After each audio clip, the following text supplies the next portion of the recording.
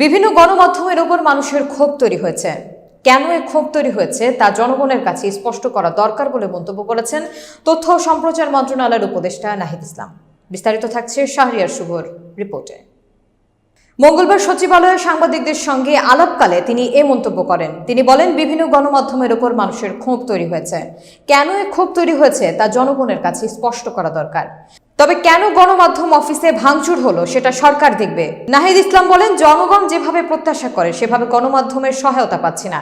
এখনো দেশের প্রতিষ্ঠিত অনেক গণমাধ্যম ভুল সংবাদ এবং গুজব প্রচার করছে। সংবাদ মাধ্যমের স্বাধীনতা নিশ্চিন্তে অন্তর্বর্তী সরকার সব ধরনের পরিবেশ নিশ্চিত করবে জানিয়ে তথ্য উপদেষ্টা বলেন, সংবাদ মাধ্যমে ফ্যাসিবাদের দোসরদের বিরুদ্ধে ব্যবস্থা নেওয়ার সুযোগে মন্ত্রণালয়ের পক্ষ থেকে কম। এখানে সিদ্ধান্ত নিতে হবে সংবাদ কক্ষগুলোকে। তাৎক্ষণিক ভুল পাল্টানোর সমাধান নয়, সত্য স্বীকারের মাধ্যমে জাতীয় পুনর্মিলন সম্ভব। শুধু ষড়যন্ত্রের অভিযোগ দিয়ে সবকিছু উড়িয়ে দিতে চান না জানিয়ে নাহিদ ইসলাম বলেন, বর্তমান পরিস্থিতি সামাল দিতে যথাযথ উদ্যোগ নেওয়া হবে। ক্ষোভ থেকে আন্দোলন হতে পারে, তবে আইন শৃঙ্খলা লঙ্ঘনের পর্যায়ে গেলে সেটি দেখা হবে। আমরা চাই না আগের আমলের মতো পুলিশ জনতার বুকে গুলি চালাক, তবে বিশৃঙ্খলা এড়াতে পুলিশ অবশ্যই কঠোর হবে।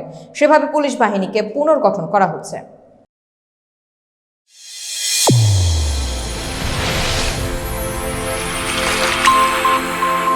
চ্যানেল A1 হৃদয়ের স্পন্দন।